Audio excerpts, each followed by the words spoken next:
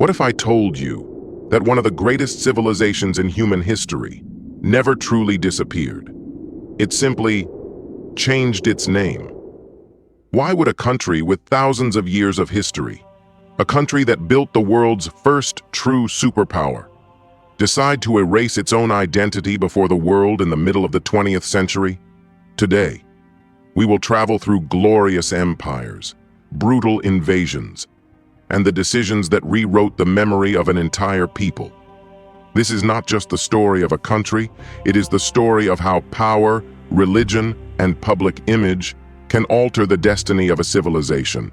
So sit back, because what you are about to discover goes far beyond a simple name change. This is the story of Persia and the story of Iran. But before we begin, make sure to subscribe to the channel.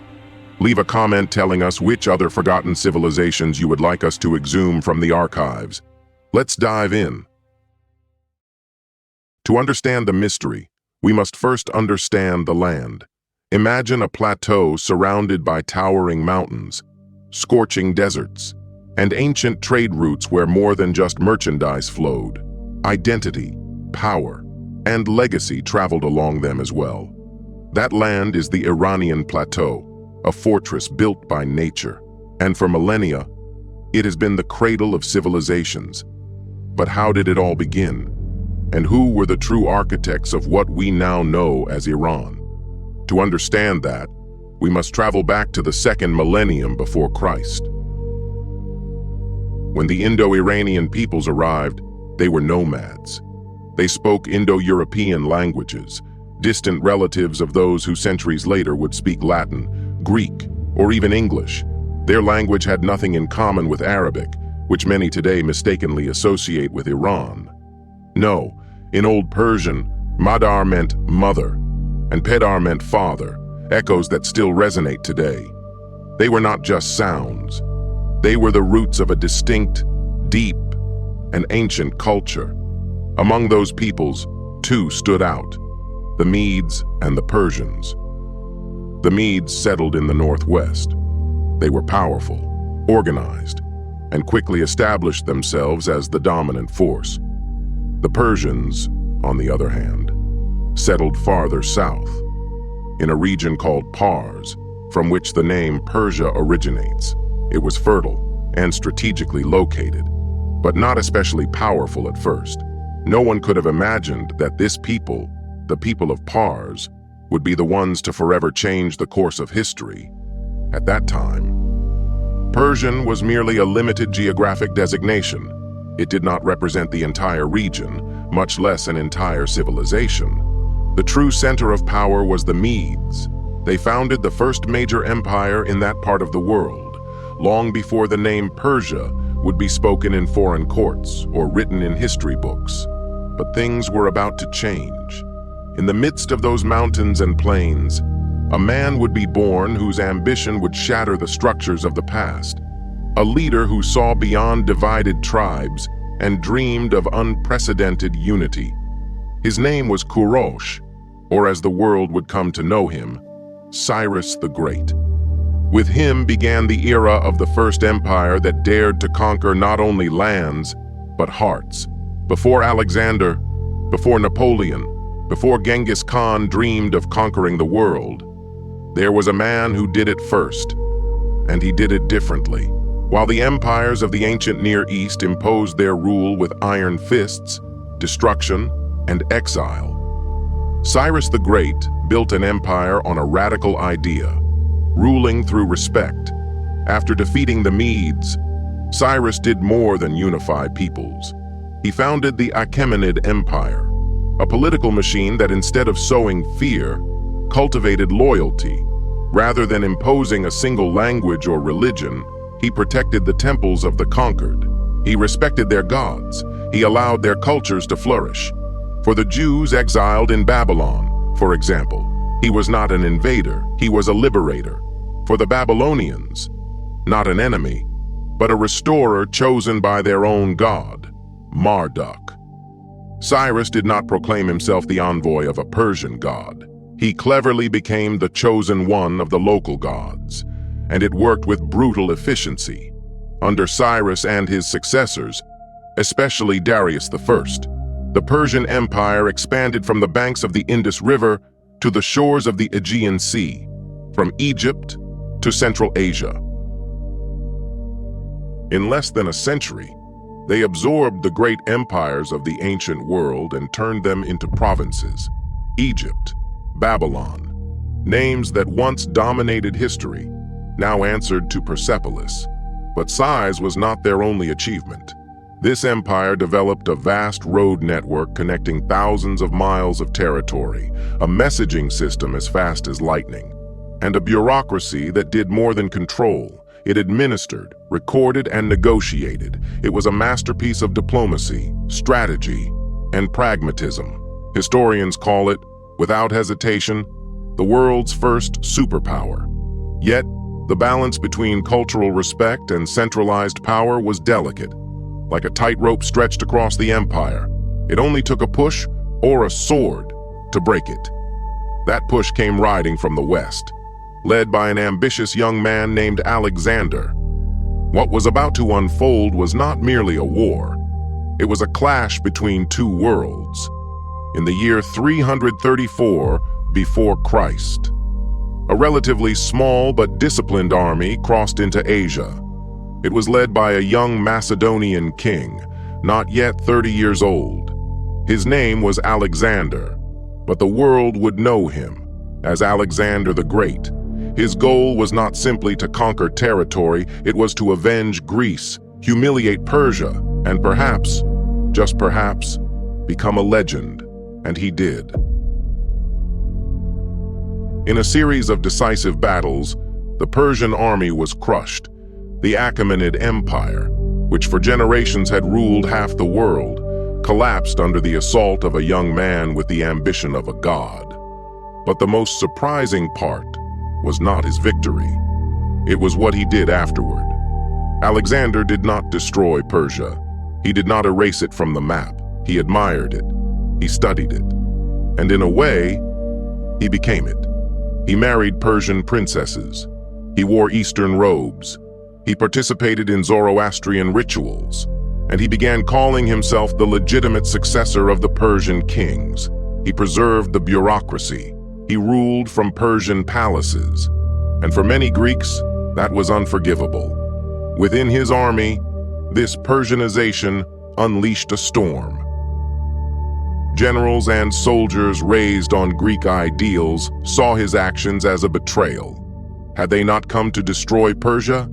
To free Greece from the Eastern yoke? Now. Their leaders seemed to have fallen under the spell of Persian luxury, splendor, and spirituality.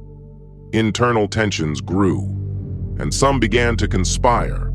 But Alexander had a broader vision.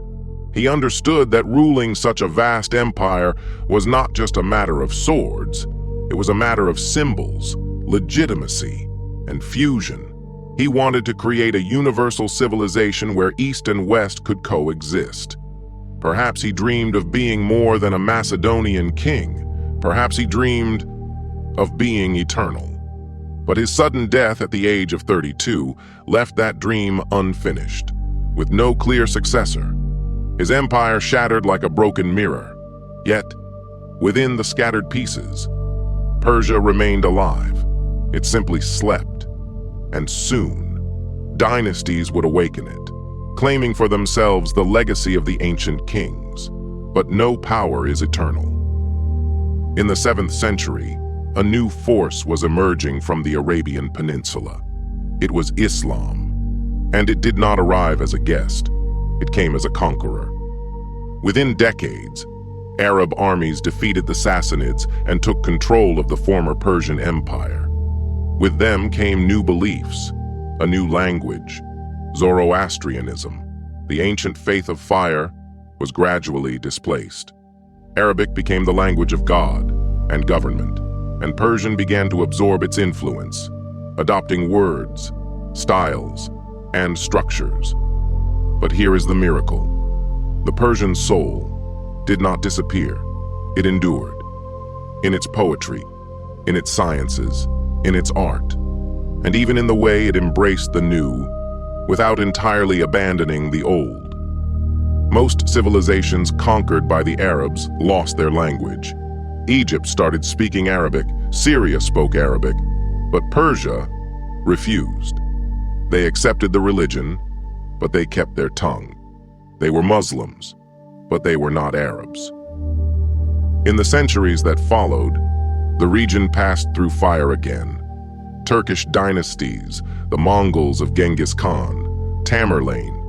It was a chaotic chessboard where power constantly changed hands, a whirlwind of wars and conquests. Yet, in that chaos, something began to solidify.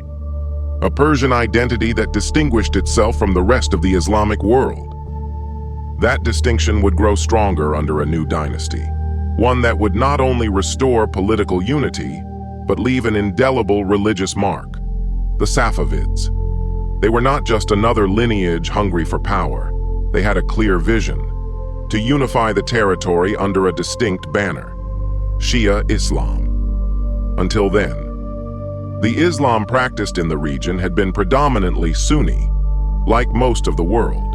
But the Safavids decided to impose Twelverism as the official religion.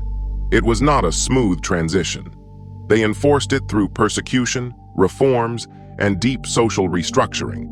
But in doing so, they planted the seed of what would distinguish Iran from its neighbors to this day. It isolated them, but it also unified them. It created a fortress of identity. The Safavid dynasty did more than mark a religious turning point. It was the rebirth of the Persian identity, this time integrated with Islam. They promoted architecture, poetry, philosophy, and science. But under a new banner, in a renewed language, and with a worldview that blended the imperial legacy of Cyrus with the spirituality of the Shia saints. It was a new Persia, with a different face. And with that new face, the term Iran began to reappear with greater strength, derived from Arianem, the land of the Aryans. The name had deep, ancient roots, but until then, it had been used more within the country than abroad. In contrast, Persia, which originally referred only to a province, was the name the West used. It was the name the Greeks used, the name the Romans used. Thus, a duality took shape. Persia for the outside world, Iran for the Iranians themselves. An ambiguity that was neither accidental nor permanent. Because in the 20th century, with the arrival of a new monarch determined to modernize the country, that duality would be resolved. Not through battles, but through a simple letter sent to every embassy in the world. For centuries, the West had known this land as Persia. It was a name that evoked glorious empires, fine carpets, mystical poetry. But for many in the West, Persia also represented the exotic, the distant, the decadent, a legacy of Greek narratives that portrayed it as a civilization of luxury, tyranny, and weakness. It was in this context that Reza Shah Pahlavi made a decision as symbolic as it was strategic. In 1935, he sent a diplomatic circular to all foreign embassies. He requested that from that point forward, his country be called by its indigenous name, Iran. Why do it? It was not simply a matter of linguistics. It was an attempt to break away from the Orientalist vision of the West, to shake off the dust of the old world. By adopting Iran, the country sought to project a new image, stronger, modern, sovereign. But within the country, many intellectuals saw the decision as a betrayal. For them, Persia represented a glorious past. Abandoning that name felt like severing a link to thousands of years of history. But the decision stood. Iran would be the official name, and so it would appear in books, newspapers, and treaties. Yet history did not stop there. In 1979, after a revolution led by Ayatollah Khomeini, the monarchy was overthrown. The Islamic Republic of Iran was established. Relations with the West collapsed, and the global perception of the country changed dramatically. Today, Iran evokes for many images of geopolitical tension, sanctions, and conflict. Meanwhile, Persia, ironically, has regained a romantic aura, associated with lost grandeur, refined culture, and an almost mythical past. Two names, one land, and a constant struggle to decide how it will be remembered. Because sometimes, a simple name hides a silent war between what we were, what we are, and what the world wants to see in us. Thank you for watching all the way to the end. If you are passionate about this kind of content, subscribe to the channel. Do not miss the upcoming videos. The name may change, but the history remains.